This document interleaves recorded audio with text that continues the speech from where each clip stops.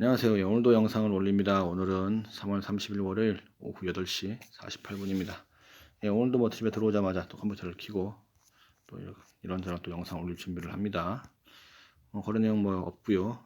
출금 30만 원 또 아까 완료했고 금액은 이렇습니다.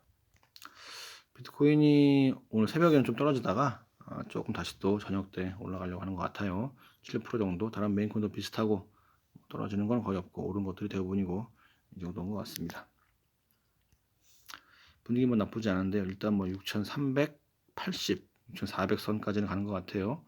오늘 새벽에 6,000 뭐 깨지고 5,800까지 갔다가 뭐 오전, 점심, 지금 저녁까지도 계속 조금씩 올라오는 것 같습니다. 분위기 뭐 나쁘지 않은 것 같군요. 그래요, 지금. 전반적으로 뭐 코인의 괜찮은 얘기들이 주를 이루고 있습니다. 일단 뭐 좋은 얘기는 아닌데 코인의 좋은 얘기라고 해야 되나 이걸 좀 애매한데요. 일단 IMF가 지금 얘기를 하기를 지금 80개 나라에서 지금 5조 달러를 넘는 그런 금액을 요청을 했다. 지금 지금 글로벌 경기 침체로 좀 들어간 것 같다는 식의 얘기를 하고 있습니다. 굉장히 위험한 상황인 건 맞죠. 이런 상황에 우리도 어떻게 대비를 해야 될지 그런 걸 생각을 해보는 게 좋을 것 같습니다. 일단 뭐 코인 얘기를 하자면 일단 CME 갭이라고 하죠. 흔히 말하는 CME 갭인데 6천 지난주에 6,680달러인데 635달러 차로 시작을 해가지고 이거는 맥부로 갈 거다라는 희망적인 그런 상황들의 얘기를 많이 하고 있습니다. 6,700까지는 갈 수도 있지 않겠나 뭐 그런 식의 얘기를 많이 해요. CME 갭은 늘상 채워져 왔으니까 한번 또 기대를 한번 해보겠습니다.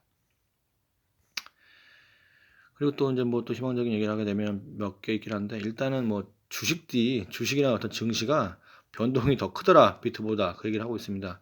그러다 보니까 참 대한민국도 그런 게 그냥 뭐 위아래로만 날뛰는 게 막 엄청나요. 그러니까 뭐 코인이 오히려 더 귀여워 보여 어떻게 보면요 움직임이. 그리고 이제 이런 경제 침체 때 과연 비트코인이 제 역할을 해줄 것이냐 테스트가만 들어갔다. 정말 이때 그 비트코인 주식이랑 같이 움직이게 되면 아무 소용 없는 거고요. 정말 그 본인이 원래 갖고 있던 그 비트코인 자체가 갖고 있던 그 진가를 한번 보여줄 때가 된 것 같은데 과연 어떨지는 아무도 모르는 것이죠. 그리고 또 제가 또 좋아하는 그 톤베이스입니다. 그죠? 상당히 좀 냉정한 사람으로 유명한데 13일이 마지막 폭락이다라는 식을 어, 상당히 좋은 얘기죠. 이 사람이 이제 마지막 폭락이라고 하게 되면 상승할 일만 남았던 거니까 그렇다는 거니까 상당히 좀 좋은 의미로 좀 받아들이고 있습니다. 다행이라고 생각을 해야 되나?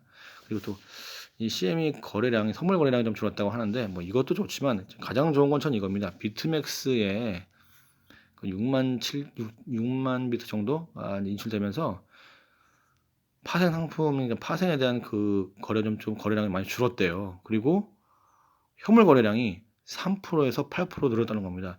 현물 거래가 늘었다는 건 본인이 뭐 보유한다거나 아니면 어떤 보관하는 그런 거니까 굉장히 좋은 느낌이라고 저는 생각합니다. 이런 게.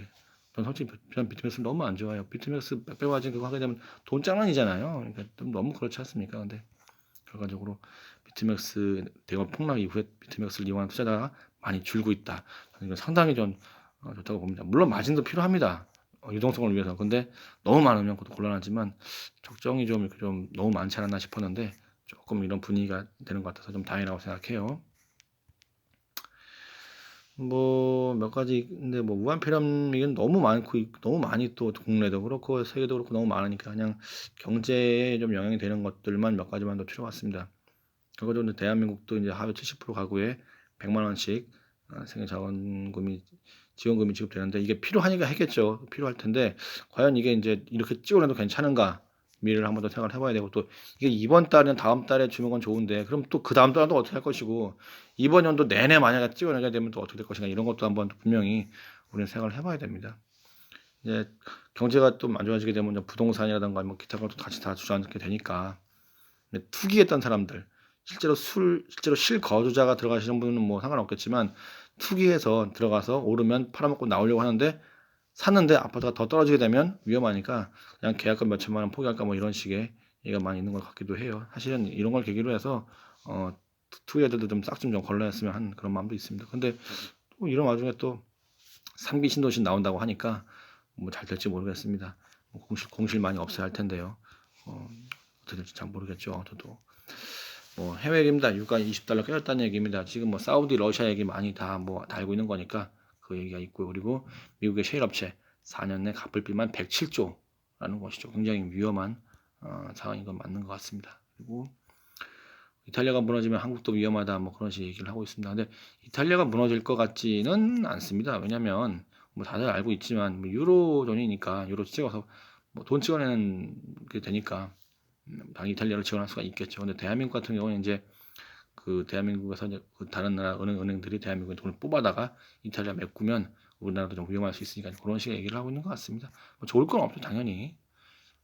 그리고 독일의 재정 독일 장관님이신데 이분이 자살을 했대요. 너무 독일에 들어가는 돈이 코로나 때문에 이걸 돈을 보다 보니까 너무 많아가지고 절망적으로 고민하다가 자살했다는 것이죠. 이건 이 정도로 그렇게 많이 위험한 상황인지 솔직히 잘 모르겠습니다. 재무장관님이 자살할 정도면 그래요. 대한민국 분들 중에서도 대한민국 공무원분들도 물론 굉장히 자기 일에 충실하고 열심히 하신 분도 있고 이렇게 양심적인 분도 계실 거고 또 비리 공무원도 당연히 있을 거니까 뭐 그건 어느 나라 마찬가지지만 이분은 정말로 나라를 걱정하시는 분이었던 것 같아요. 좀 많이 좀 안타깝네요. 미국 같은 경우는 너무 많이 죽을 수도 있으니까 뭐 4월 일정 같은 거 전부 다 뒤로 미루는 것 같고요. 참 그렇습니다. 미국뿐만 얘기가 아니고 너무 많아서 사실은 뭐 이탈리아, 스페인 지금 너무 난리니까 일본 얘기는 뭐 올림픽 연기하고 나서 이제 본격적으로다가 까발리는 것 같아요.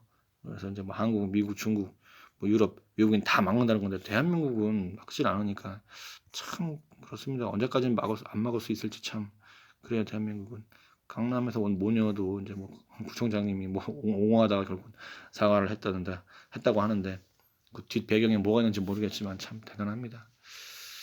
그래요. 그리고 이제 일본 같은 경우는 이제 유흥가를 다녀와도 폐를 끼칠까봐 얘기를 안 한다고 해요. 참, 뭐 이건 대한민국도 비슷할 것 같은데 이게 결국 이러다가 정말 크게 한번 다칠 것 같습니다. 일본도.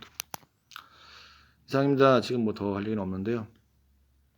희망은 분명히 있을 겁니다. 대한민국에는 분명히 다른 나라보다 분명히 희망이 있고 또 없는 희망이라도 분명히 가지는 게 맞겠죠. 근데 그 희망이 잘못된 욕망으로 만약에 세워진 희망이면 분명히 한번 크게 무너질 거라 생각을 합니다. 그때를 대비해서 저는 고연을 하는 거고요.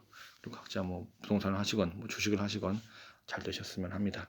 또 내일 모레가 되면 또 뭐 4월 1일 만우절인데 만우절에는 또 이상한 또 장난질을 많이 해가지고 위아래를 막 크게 움직이니까 그런 것도 한번 보시는 것도 재미가 있을지 모릅니다. 예, 오늘 하루 수고하셨고요. 내일도 화이팅 하시죠. 예, 감사합니다.